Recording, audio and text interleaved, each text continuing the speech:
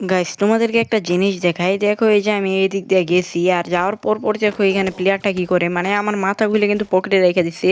তো প্লেয়ারটার নামটা দেখো, আর এইখানে যে প্লেয়ারটা যাইতেছে তোমরা একটু জোনটার দিকে খেয়াল করো। এখানে আমি খেলতেছি হচ্ছে খেলো বাংলাদেশ অ্যাপে, কিন্তু সোলো টুর্নামেন্ট খেলতে আসছিলাম আর এটাতে কিন্তু 20 টাকা দিয়ে জয়েন হয়েছি। আর আমি একটা খেল করাই আমি কিন্তু 10 টাকা পাই।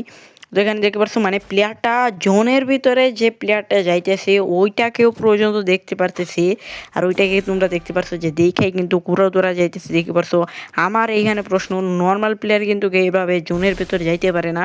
তো এখানে দেখতে পারছো প্লেয়ারটা গাছের পেছনে, ও কিন্তু আগে থেকেই দেখে ফেলছে।